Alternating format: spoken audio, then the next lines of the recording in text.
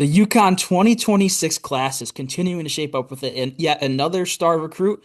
Are they done? We'll talk about it next on How About Them Huskies.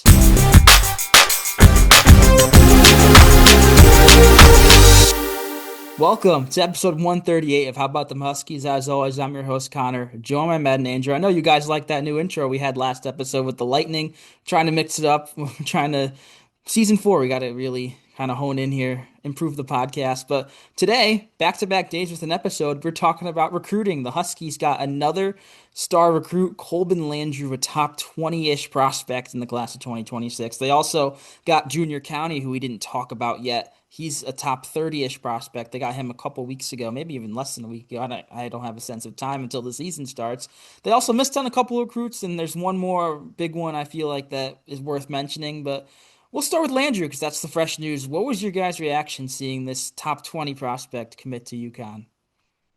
Well, first of all, how in the world is it season four of this already? I remember the day that Connor messaged me about this, and obviously Matt as well, about getting on this. And we were recording from our basements, and now we're on season four, which is just remarkable. But that doesn't happen without your guys' support. So as we begin another season, just obviously the housekeeping, thank you guys for keeping us on this because, like I said, without your support, viewership, likes, comments, we would not be here. So thank you guys for that. We can't wait for the season to start. But back to the recruiting stuff. So with Landrew, it's not like this was a bad. I never know how to word this, especially with these guys like top fives and tens. Like there were some really good programs in this guy's top five. Purdue was in there. I know Louisville and Mississippi State were in there as well, and probably one other I'm forgetting. But I feel like the big thing with him is even from his media day pictures, he looked ready to commit.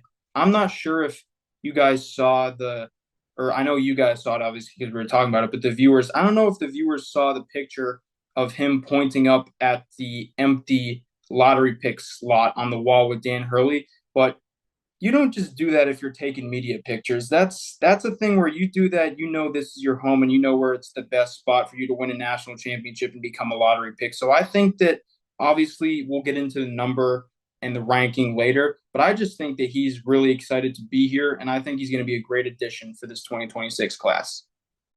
He looked definitely ready to become a Husky. If you watched his unveiling of where he was going, it didn't really seem like much of a surprise to anybody that he did choose the Huskies. Everybody, had the shirts on, the hats on, and it just looked like he knew this for a little bit that Storrs was going to be his home, and I'm very excited to see him come next year.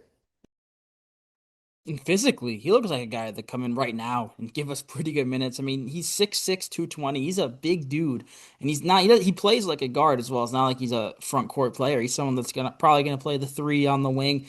I just feel like we've had some players that we thought we'd end up with, we didn't get in this cycle, which we'll talk about. But I feel like at the end of the day, Dan Hurley gets who Dan Hurley wants. I mean, sure, you miss out on a guy that we all thought would maybe come here, a guy or two. We like, oh, he's a lock for UConn. He doesn't come.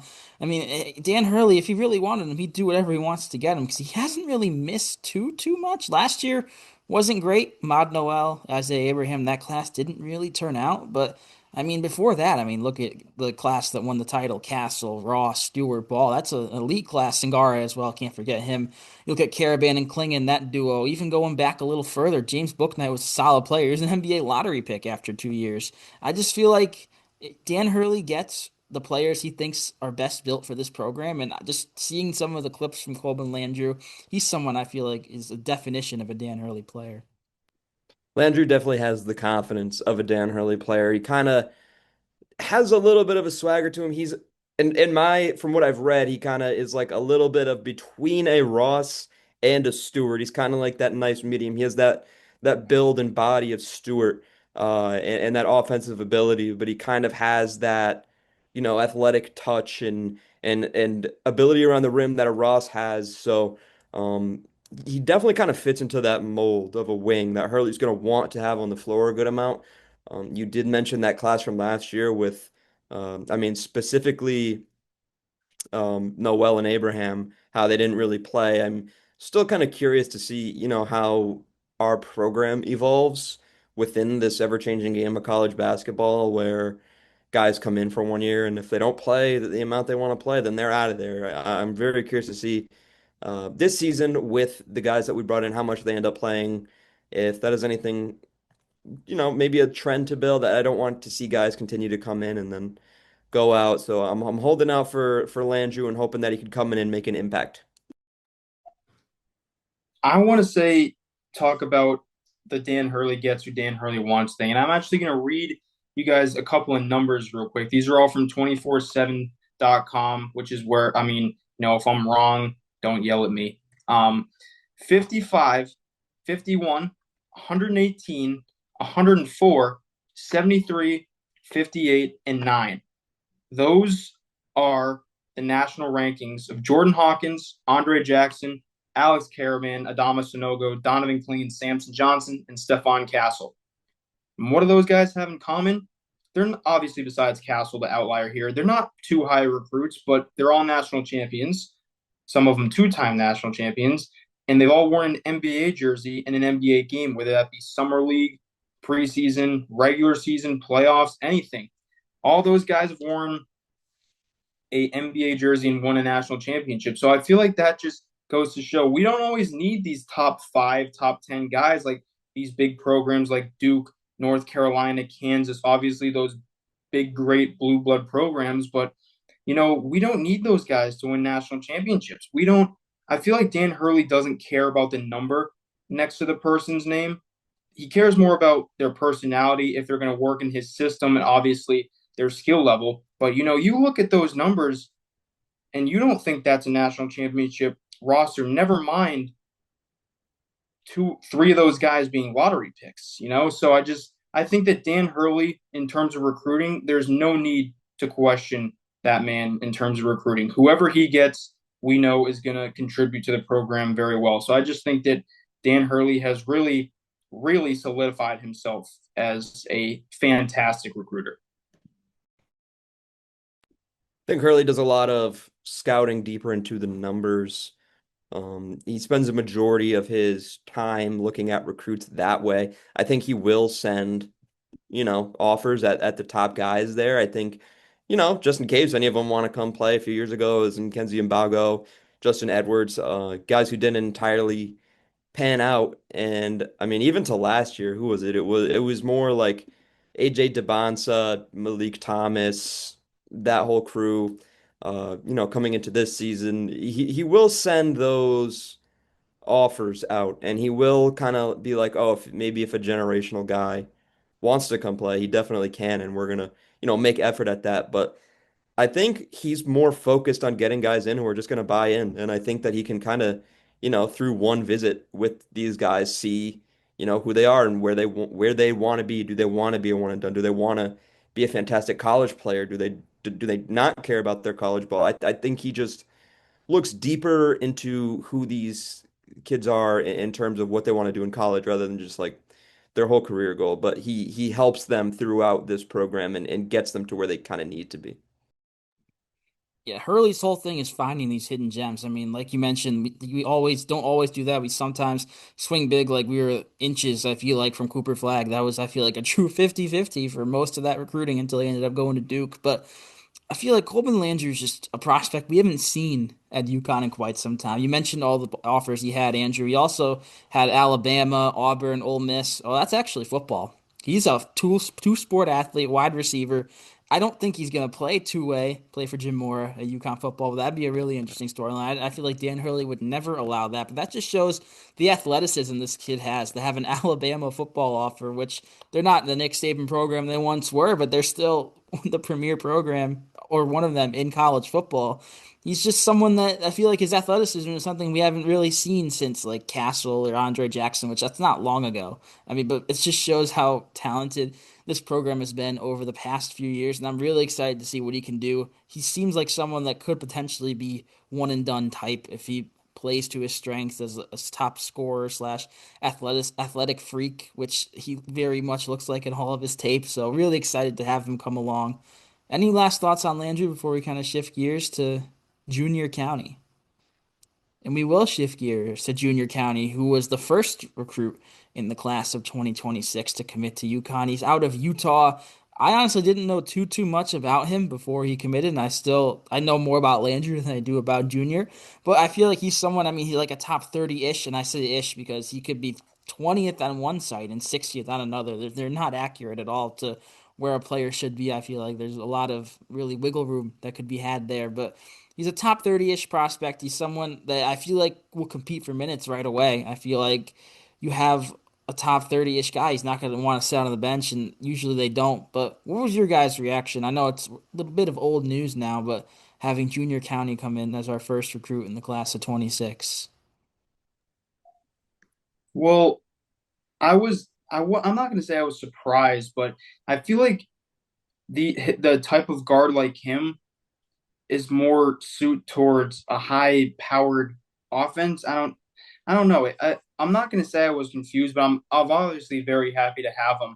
But I'm kind of with Connor. I don't know as much about him as I do about Landrew. But like I said before, I trust Dan Hurley. You know, he's going to get who he gets.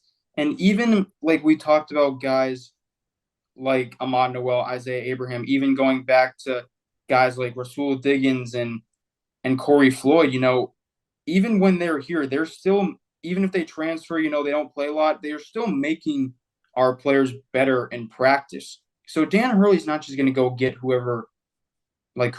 He's going to get exactly who he wants. And I think that Junior County is a perfect example of this. And I think he's going to play a big role when he comes here next year. Junior County, this might be dumb to say, but he is still developing. I mean, he's only 16 or 17 years old right now. And I mean, from what I'm reading via Adam Finkelstein, he is developing his game like pretty rapidly. He is turning into more of a big guard. He's 6'4". He originated as a wing, but he is becoming more fluid with his dribbling. He can play make, he can rebound. He's someone that they think can guard three positions, and I think that is fantastic. I mean, especially with your front court issues last year, I think, you don't really ever want to deal with that again. So I think bringing in someone like County is very smart. Someone, I mean, he might not be the best player on the floor ever, but if he's someone who could go out there and be an above average player at more than one position, I mean, that's invaluable to your team. And I just think he wants to win. I see a lot that he wants to win. And again, that's just a guy that Hurley would like. So. Yeah, someone that's a high impact player that knows their role. I feel like that's the biggest key. And I feel like it's the easiest comparison to make is, and not just for Junior County, but for any player that fits the know your role, like versatile Andre Jackson. I'm not saying he'll be Andre Jackson. I made a similar comparison with Landrew because of their athleticism, but Andre Jackson was never the most talented player on the floor. He's a very talented player, but he was a guy that you could leave wide open for a three-pointer and he would probably airball it.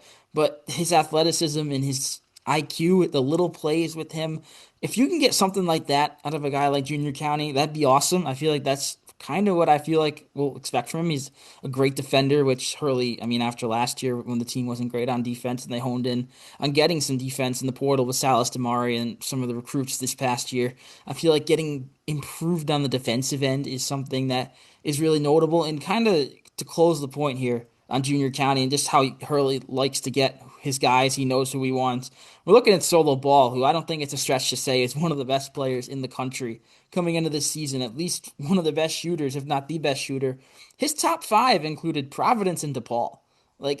Hurley realizes he could have gone after a big fish that has a top five of UConn, Michigan State, Duke, all these big schools, but he goes after the guys that he knows will be a great fit for the program. Solo, I mean, his top five was UConn, DePaul, Providence, I think USC and Miami.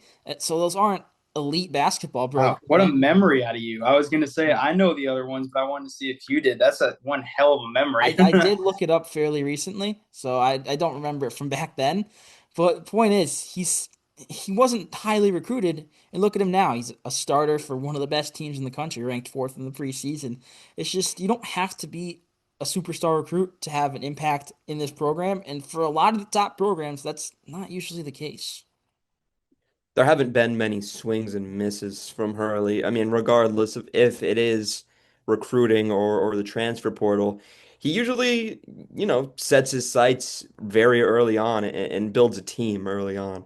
I think that he feels much more comfortable having a stable lineup and bench depth than he does just kind of getting the best guys and figuring it out. I think Hurley just kind of, like I said, I mean, he picks a squad before the season, and I mean, he makes it happen. And I mean, you can only commend him for that. He has tremendous pull as a coach, and like you said, I feel like he could get more players than I mean he gets. He could go out and take big swings at 5 stars, but if their personality, their mentality, and I mean their drive to win at the college level doesn't meet the Hurley standard, then what's even the point? So, I mean, I'm excited for every player that Hurley brings in, and I truly think that they could all be stars.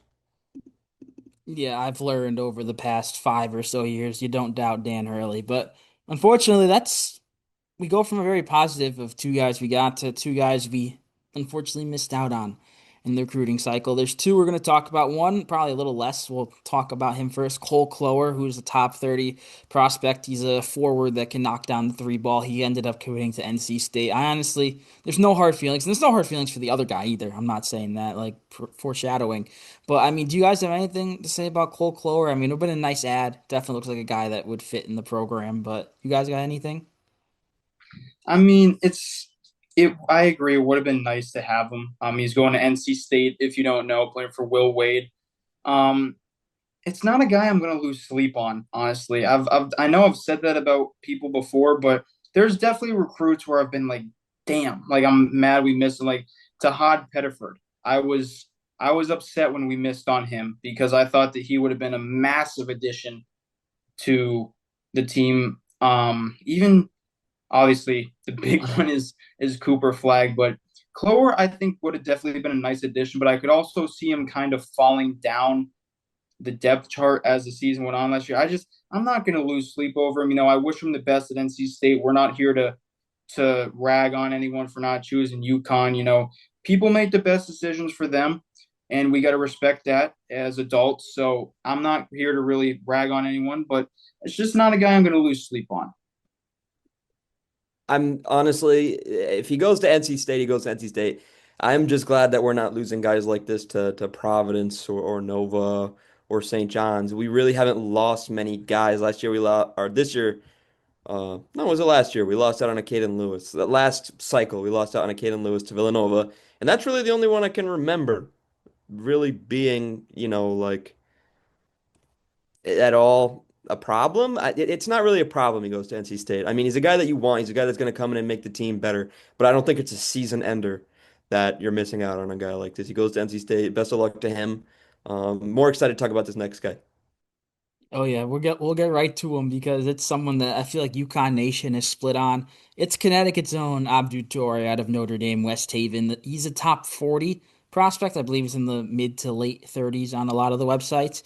I mean, the Connecticut kid, we don't usually see Connecticut kids that high. I feel like the last true Connecticut kid was Donovan Clingan, and he obviously ended up going to UConn. But Torrey had a top three of Providence, UConn, and Arkansas, and he chose the Pigs out in Arkansas with John Calipari. I mean, obviously they have a lot of money in that program. Money talks. Not saying that's why he went there, but he definitely got a lot more money at Arkansas than he could at either of the other stops. But I don't know what your guys' thoughts are on a guy that for maybe like months, like maybe a year and a half, we thought, oh, this kid's coming to UConn. Well, it's actually the second time in a row that we've lost out on a Connecticut kid. The other one being Tyler Betsy went to Cincinnati. A lot of us thought he was a lock to come to Connecticut eventually, but he went to Cincinnati, and I don't think he's done very well there. But Abdu Torre, I'm gonna be a little more harsh on him because of a couple of reasons. I'm not obviously I saw Matt's face. I'm not gonna wish the kid sucks or anything. Obviously, we're not here to do that. But I don't know if either of you guys saw his comments on the program about how he never really thought that he was wanted here or anything like something like that. You can take the time to go look up exactly what he said. It's on Twitter somewhere, but I just feel like I don't think he ever really wanted UConn as much as someone like Colben Landrew did because his situation was a little bit of a weird one. He got a crystal ball to Providence, and then all of a sudden, here comes John Calipari with his checkbook.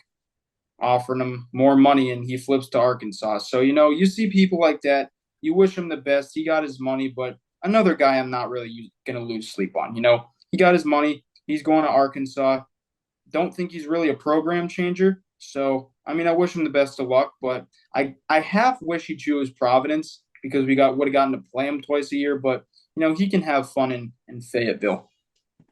This whole thing is so interesting to me. I feel like I've gone back and forth on this a million times. I mean, he got paid. He got a bag. I mean, if you heard about what this package was, I don't know how true this is. This is just a rumor, but I heard it was like $1.5 million dollars. Yeah, He got 1.6. he got two cars, and he got like private jet flights like to and from Arkansas.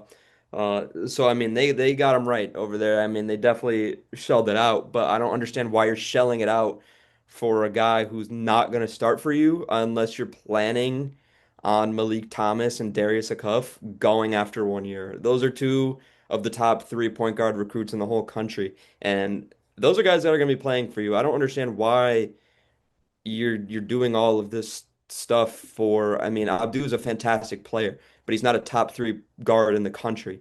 Um, I mean, I feel like I'm gonna go back on myself here, but it would have made the most sense to go to Providence. I feel like I would have hated it. I feel like I hate that he went anywhere other than UConn just because, I mean, you want to see a Connecticut kid, I mean, go to UConn and succeed like Klingon did. It was an awesome little story there, but to me, it just doesn't make any sense. I think that you're like dangerously close to being a transfer after 1 year of not playing very much. And immediately, I mean, you're on 24/7, you're 94 overall in your class, and you are 94 like score out of 100 and a 4 star. I mean, dude, this could like change for him so fast. I mean, after a minute, I mean, the immediate bag is nice, the immediate 1.6 million, but is he gonna make the NBA? Is he gonna have bigger dreams after college? It's all a question mark, and I think that you need to go somewhere where you can show your skills. I think Coach Cal is a fantastic coach. I think that, he's a guy that's going to get you to the league. I just don't see in this system with these other guys right now this happening. I don't think he was going to be a first year pick anyways. Why not go somewhere else like Providence, play a year, be the best player on the team, and then be like, oh, I want to enter the portal. I want to go get this bag. I want to go to a school that will get me in the league. It just seems like he's doing it backwards, and it kind of sucks. I don't know how much he would have played at UConn. I think it would have been more than he's going to play at Arkansas. So I'm just very curious to see how this goes next season because it's so interesting to me. Yeah, and if he was someone that went to school, I don't know, North Carolina, and he's the top 40 prospect, and we didn't get him, no one would care. I feel like just the UConn fan base is just like feels like he's from Connecticut, he has to come here. But I agree, like he probably should have went to Providence if not UConn because Arkansas he's not probably gonna play too much. He'll come off the bench, he'll have his moments for sure. But he could go to Providence. He'd probably be a starter there because they don't no offense, PC. You don't get recruits that high very often. So he'd probably be a starter. He's someone that could easily put up 16, 17 points per game, and you're doing that as a freshman. There's a solid chance you're a first round pick just off of the numbers alone. So I feel like if his goal is to go to the NBA, go pro, I feel like going to Arkansas, being like the fourth or fifth best freshman on the team, rankings wise, probably isn't the best idea. But he also had that quote. I don't know if you guys remember that quote he had about UConn. I'll read it off. It was from Dave Borges' article. When I was younger, it was my dream to go to UConn. These past 2 years, I see what they're about and didn't see myself playing there. Didn't see my future there, so I chose Arkansas. That's a better place for me to develop, become the player I want to be. So I just want to make sure I'm not wrong. The past 2 years, that does include the 37-3 ran through everybody, right? I'm not going crazy. Like that's a bit of an odd quote for him to say, especially why would he like try to create a villain like essence with UConn because he didn't go there and the fans wanted him to? It's a really odd situation. I feel like it won't matter at the end of the day because we won't see him like you said, Andrew, where we're not going to see him twice a year at Providence, so we'll probably forget about it. But yeah, it's just a really weird circumstance all around. That was the quote I was talking about. I didn't remember it like word for word, but that was the one I was talking about as well. And it's a really weird quote because you know what that says to me? I didn't see myself playing at the school that's won two of the last three national championships. I saw myself making the most money at the school that hasn't won a national championship since God knows when. That's what I see. And you know what? If you want to do that, fine. I mean, everyone's entitled to their own opinions, their own choices. If he wanted that bag from Arkansas with the private jets and the cars and stuff, that's fine. I don't think he's a Dan Hurley guy, in my opinion, and that's the worst thing I'll say about him. I didn't see him playing here either. After learning that quote, kind of knowing about the whole flip because of money thing, I don't think he's a Dan Hurley type player anyway. So I wish him luck, and I half hope that Hurley schedules Arkansas next year, just just for shits and gigs. Watch for the bench anyway, probably. I'm like these guys, these schools are full of crap. I think they're all. I think I don't want to just be like Hurley is the only truthful one. Hurley, I just think that Abdu saw that Hurley wasn't as interested as making him a first round pick or giving him $1 million as Coach Cal was. I think that Hurley. I mean, we've been saying it for how long? He picks and chooses his guys. Hey, do you want to come here and win a national championship? I feel like that's his thing. He's like, do you want to come here? Do you want to win? Do you want to, make a difference within this program? I feel like Coach Cal can tell this kid anything that he wants. I mean, we hear it all of the time from guys who got recruited to went to college is that these coaches are liars. They're liars. They tell you what you want to hear. They make it seem like they're going to do all this just to get the most talented team that they can. And then the second you get there, things are not how you thought they would be. And I feel like we hear this so much. There is no way that he is going to start. There's no way that he's going to be a lottery pick. And I guarantee you that's what Coach Cal is telling him. That's not going to happen. He got his bag, but I like you said, he's not a Hurley guy in the sense that I don't think he can see that. I don't think that he can see that you at UConn, you gain your notoriety through your success. You win, and the fact that you are a winner and a team player and a competitor at such a competitive school puts you over the top. Andre Jackson, if we had not won what we won, I do not think he would have been drafted. I just don't see it. Sure, he has the physical tools, but he wasn't on my radar before that season for guys going in the NBA draft.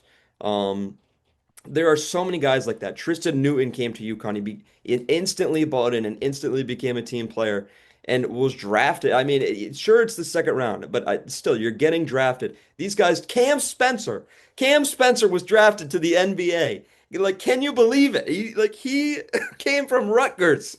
Like, it just doesn't make any sense to me. Like, you win and you become notorious for how you play and how you win. And the inability to see that and to just take that bag, it just kind of feels ridiculous. And that's just the way that the college game is going. I understand that, and I'll commend him for taking his bag, but I can't with the quotes and to like try and make yourself a villain. It's like it's corny. It's just like I mean like we're gonna see next year when I mean Arkansas is they're gonna have great recruits, but I don't think they're winning any national championships anytime soon. Well, that's a good clip to like revive a TikTok account over and see how we can do. That was quite a emphatic rant from Matt, but I love it. I love it. But yeah, I feel like you mentioned winning leads to like higher draft success, like Cam Spencer getting drafted. Say last year we somehow, not somehow because it was very close. Say we win that Florida game, rattle off another game or two, make the Final Four. You're telling me Liam McNeely's getting picked 27th or 28th if we come off of a Final Four appearance? I feel like that'd be crazy at that point. So it's just winning does result in where you end up getting drafted in the NBA. We've seen that with our program. Tristan Newton got drafted too. He's someone that I don't think when he came over from ECU, we were thinking this we're gonna get this kid drafted.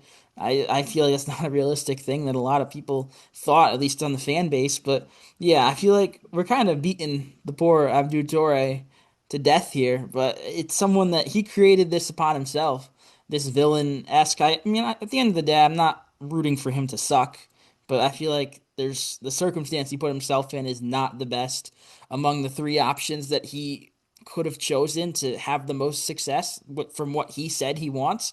And I'm also not saying that UConn would be that answer either. I mentioned, I think based on what he says, I feel like Providence would have been the correct answer, not far from home, but I feel like that's enough Abdu Torre slander for this episode. I'm sure we'll be keeping track on him throughout the season, maybe have a little segment each episode. How did Abdu do in his game? Something like that. But we're almost done here. We'll talk real quick about one guy who hasn't either we haven't lost or gotten, the one that's really still out there. That's Dylan Mingo. He is out of New York. He's a point guard. He's the best recruit among the five we'll be talking about today, or did talk about today. He's ranked in the top 10 on pretty much all sites. What's your guys' thoughts on him? Because I feel like, I mean, it's cliche. Oh my God, we need this top 10 point guard. He'd be awesome. But what's your guys' real thoughts on him? Because I feel like he'd truly be a great addition.